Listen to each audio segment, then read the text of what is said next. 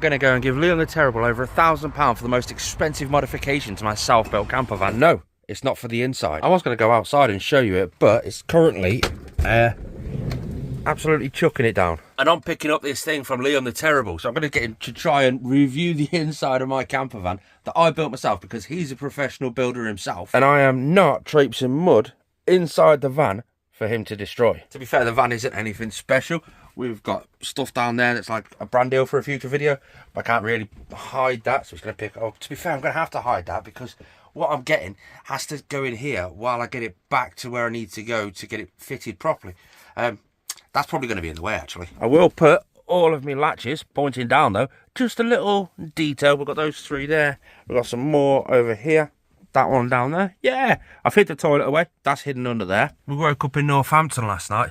We drove halfway up to where we need to go to pick these stuff up last night, just to save today's journey that little bit less time. Now, we've been doing the inside for so long, it's time to start doing the outside. Now, we've done little bits to the outside, but we have this big major plan for the exterior look of the van, and we just got an offer that we couldn't refuse. It was a TikTok video that I put up saying, I want to do this, I want to do that, and then straight away in my inbox on TikTok it was, we've got these if you want them for this much, thank you very much. It's literally the most expensive single modification I've done to this van, and I think I ever will do to this van. Well, for a long time anyway. Let's go to Sheffield. Oh, my van nearly didn't struggle to start then.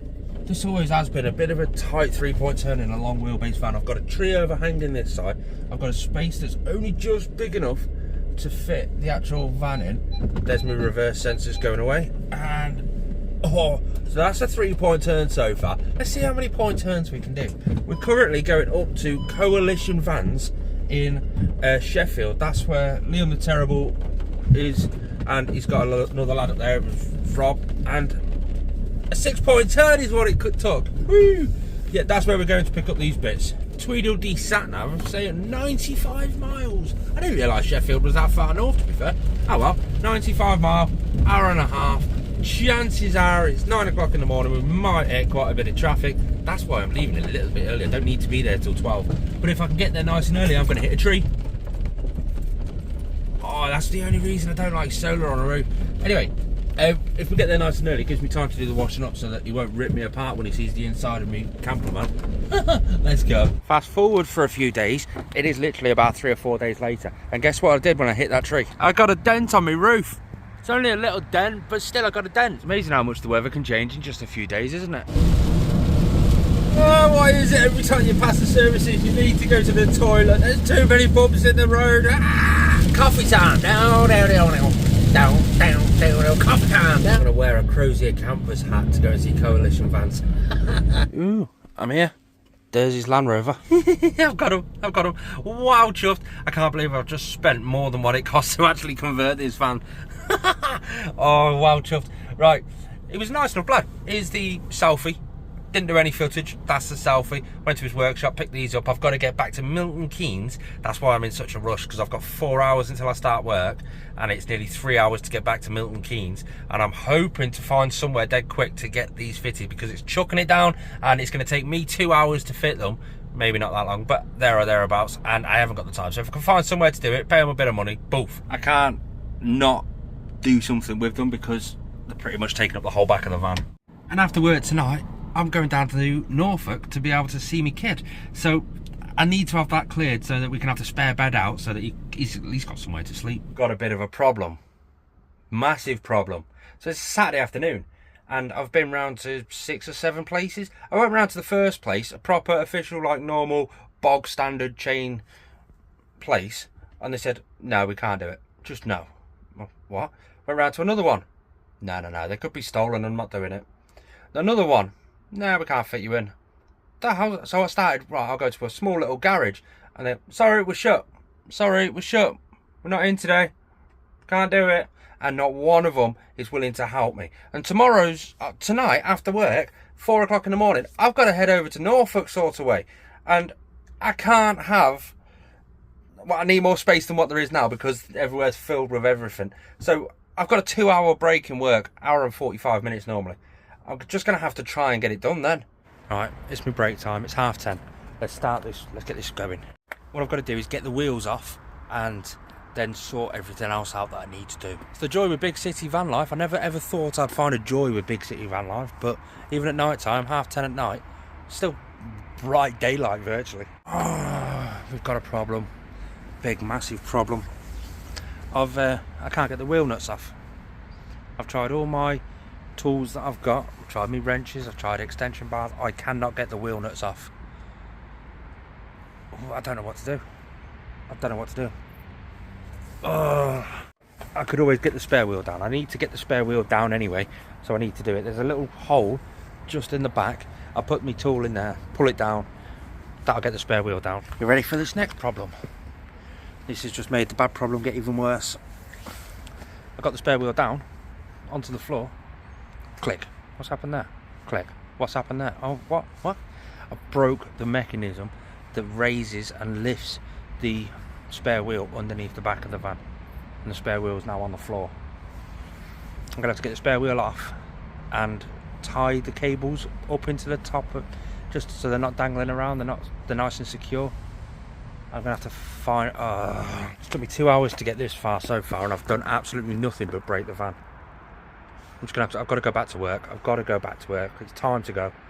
I'm gonna have to sort this out in the morning. I'm gonna park up around Newmarket. Because I've got to go to Great Yarmouth tonight after work. I finish at 4 o'clock in the morning. I've got to shoot to Great Yarmouth, and I'm going to try and get there an hour early. It means I'm only going to get like 3 hours sleep. I'm going to try and get there an hour early and go around all the garages that are on Google Maps saying that they're open on a Sunday, and just try and find a garage that can actually do the work. I'm down in Great Yarmouth, and the attitude seems to be very different down here. It's a case of, no, we can't fit you in. I've been round 4, so I'm going to have to make the best of it, I think. 4 garages and they've all just said, I can't fit you in. Sorry. I don't get it, because it's only a 10-minute job. That's all I need them to do, is just a 10-minute job. And I've been offering them like 50 quid and everything to do it, but sorry, we can't fit you in. Who knew this sort of thing would be that hard? So I'm going to sit here for, I've got an hour until I need to pick them up.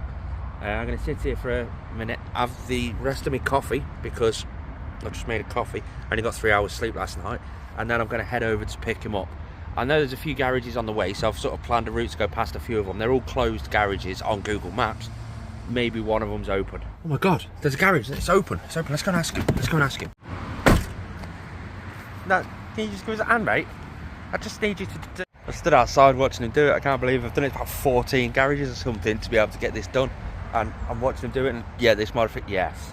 This is amazing. Fast Fit Tyres and Exhaust to the rescue. I'm so stoked at this. He was dead good. He helped clean up all the discs. He'd basically done all the work and charged me less than what I was offering everybody else. Wow, chuffed. He just fitted me straight in. He did. This isn't a full job. They're done. I can't wait to show you.